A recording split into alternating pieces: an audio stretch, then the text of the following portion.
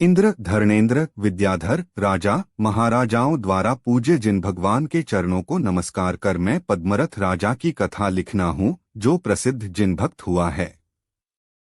मगध देश के अंतर्गत एक मिथिला नाम की सुंदर नगरी थी। उसके राजा थे पद्मरथ। वे बड़े बुद्धिमान और राजनीति के अच्छे जानने वाले थे, उदार और परोपकारी थे। सुतरा वे खूब प्रसिद्ध थे। एक दिन पद्मरथ शिकार के लिए वन में गए हुए थे। उन्हें एक खरगोश दिख पड़ा। उन्होंने उसके पीछे अपना घोड़ा दौड़ाया। खरगोश उनकी नजर से बाहर होकर न जाने कहां अदृश्य हो गया। पद्मरथ भाग्य से कालगुफा नाम की एक गुहा में जा पहुंचे। वहां एक मुनिराज रहा करते थे। वे बड़े तपस्वी थे। उनका दिव्य देह तप के प्रभाव से अपूर्व तेज धारण कर रहा था। उनका नाम था सुधर्म। पद्मरथ रत्नत्रय विभूषित और परम शांत मुनिराज के पवित्र दर्शन से बहुत शांत हुए। जैसे तपा हुआ लौह पिंड जल से शांत हो जाता है। वे उसी समय घोड़े पर से उतर पड़े और मुनिराज को भक्ति पूर्वक नमस्कार कर उन्होंने उनके द्वारा धर्म का पवित्र उपदेश सुना। उपदेश उन्हें बहुत रुचा। उन्होंने समयत्व पूर्वक अनुव्रत ग्रहण किए। इसके बाद उन्होंने मुनिराज से पूछा, हे प्रभो, हे संसार के आधार, कहिए तो जिनधर्म रूपी समुद्र को बढ़ाने वाले आप सरीखे गुणज्ञ चंद्रमा और भी कोई है या नहीं?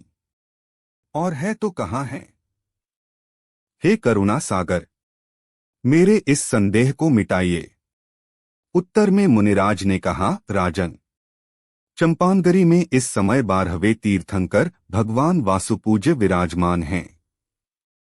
उनके भौतिक शरीर के तेज की समानता तो अनेक सूर्य मिलकर भी नहीं कर सकते और उनके अनंत ज्ञानादि गुणों को देखते हुए मुझ में और उनमें राई और सुमेरु का अंतर है।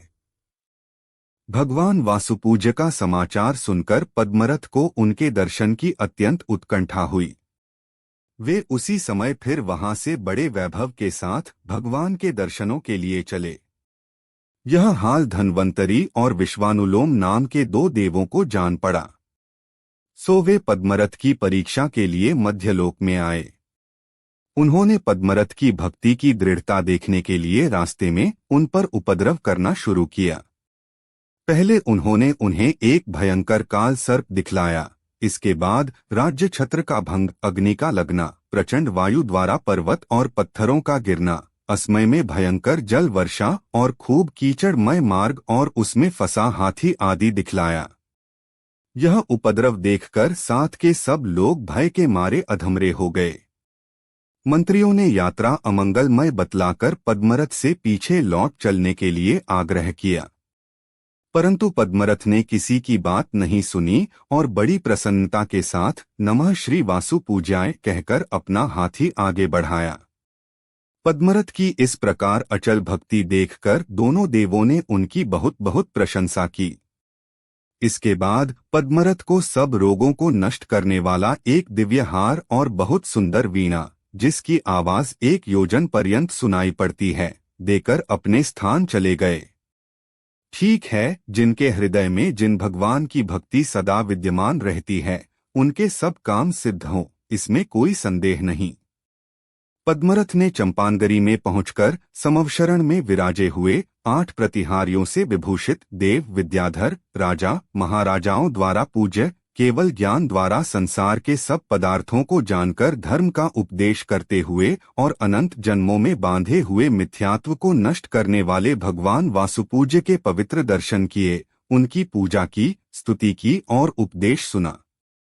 भगवान के उपदेश का उनके हृदय पर बहुत प्रभाव पड़ा। वे उसी समय जिंदीक्षा लेकर तपस्वी बन गए। प्रव्रजित होते ही उनके परिणाम इतने विशुद्ध हुए कि उन्हें अवधि और मनःपर्यय ज्ञान हो गया। भगवान वासुपूज्य के वे गंधर हुए। इसलिए भव्य पुरुषों को उचित है कि वे मिथ्यात्व को छोड़कर स्वर्गमोक्ष को देने वाली जिन भगवान की भक्ति निरंतर पवित्र भावों के साथ करें और जिस प्रकार पद्मरथ सच्चा जिन भक्त हुआ उसी प्रकार वे भी हों।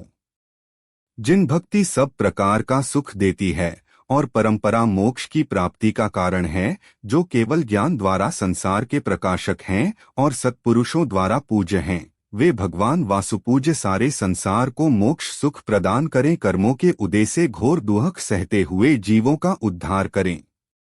आराधना कथाकोश से 19वीं पद्मरथ राजा की कथा पूर्ण हुई। जिनवाणी माता की जय।